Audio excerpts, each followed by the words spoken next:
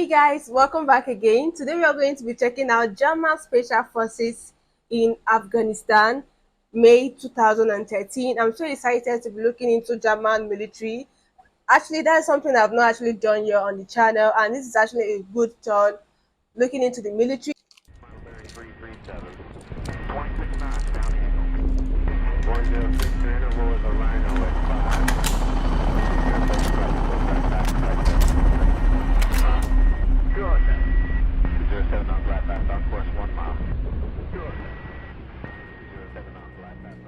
In December 2001, 2 months after the commencement of operations in Afghanistan, the German military deployed a contingent of 100 operators from the Kommando Spezialkräfte, or more commonly known as the KSK, the Special Forces unit of the German army.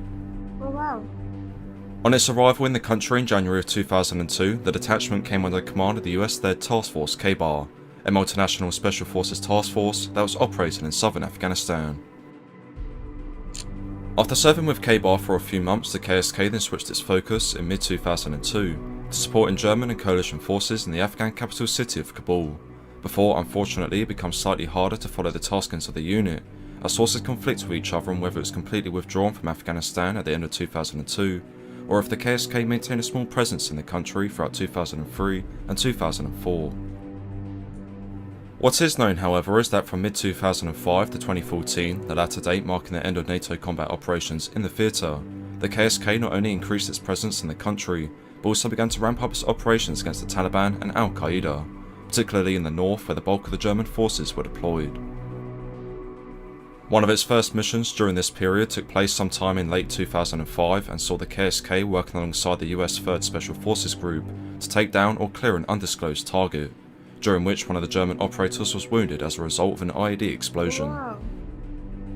Other missions included a raid against an Al-Qaeda bomb-making house in Kabul in October of 2006, and a heli-borne assault against a Taliban meeting in Baghlan province on the 12th of October 2012 that was codenamed Operation Moonlight and led to the capture of 17 senior Taliban officials, among them the orchestrator of an IED attack against German troops on the 2nd of June 2011.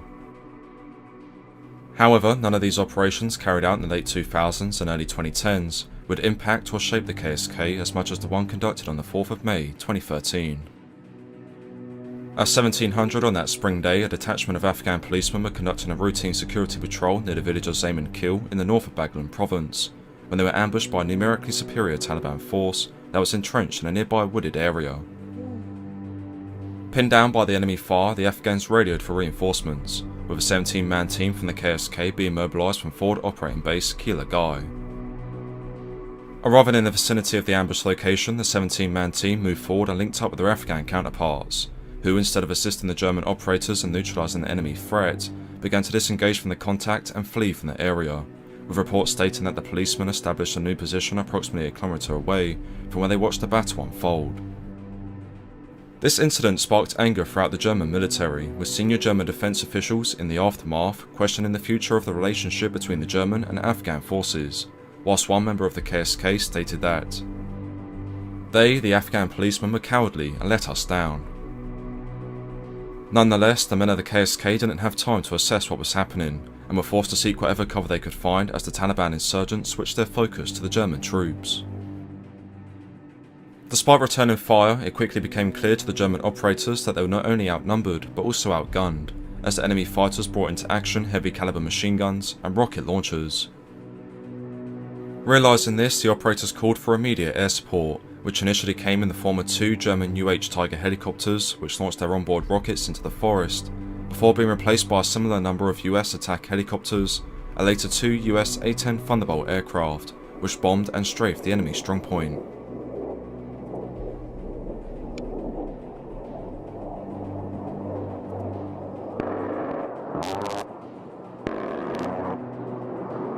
The weight of this aerial bombardment was effective in silencing the enemy gunfire, providing the 17-man KSK team a short period of respite to gather their bearings and take hold of the situation. Eventually, with the fighting having died down, the decision was made to send a 4-man patrol forward to the forest to gather intelligence from the contact and to be certain that the enemy was neutralised. However, as the small team reached the edge of the wooded area, a Taliban fighter who was hunkered down in his foxhole opened fire with his AK-47, hitting Hotfeld-Weeble Daniel Wirt before training his rifle into one of the other operators, who was struck by a bullet to his helmet and knocked off his feet. Luckily, the bullet failed to pierce the ballistic material of the helmet, and the second soldier was fortunate to walk away from the incident with only minor wounds to his head. Meanwhile, the two other operators of the patrol engaged and killed the Taliban fighter, prior to rushing to the assistance of their wounded colleagues and pulling them back to the safety of the rest of the KSK team, who were laying down cover and fire as a dozen more Taliban insurgents emerged from their dugouts and engaged the German troops. Subsequently, over the course of the next hour, the German special forces, despite becoming dangerously low on ammunition, fought off a numerically superior Taliban force, causing an unknown number of enemy casualties, until a couple of US Army helicopters arrived to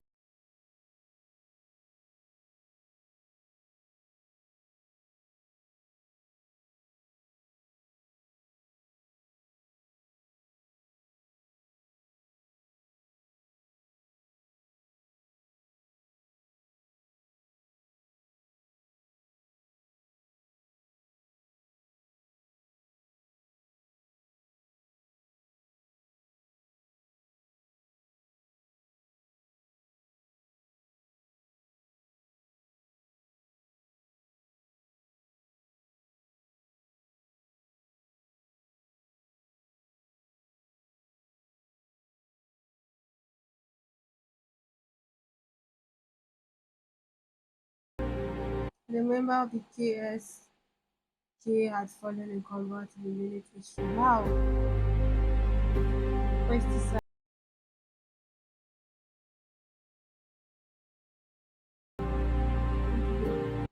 into the fourth May incident speculated that the Afghanistan policemen had connection with the Taliban, although this has never been confirmed.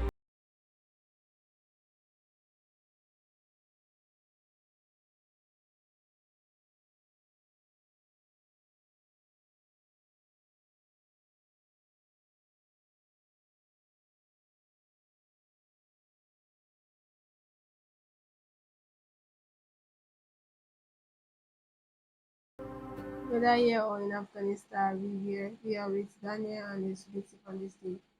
We will never forget it.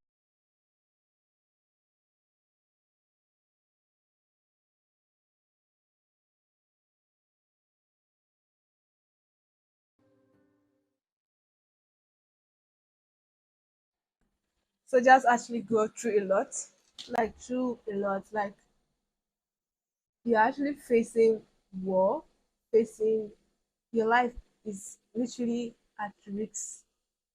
Gosh, seeing he died at the end of the day is so heartbreaking for me. And he's actually the first person in the KSK, crew to, die. It's still very heartbreaking.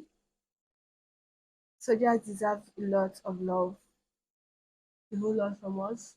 But this is a special unit sent to Afghanistan.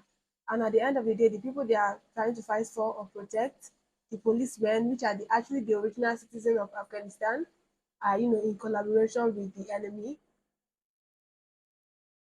It's so shocking and it's actually very disheartening and heartbreaking to see that.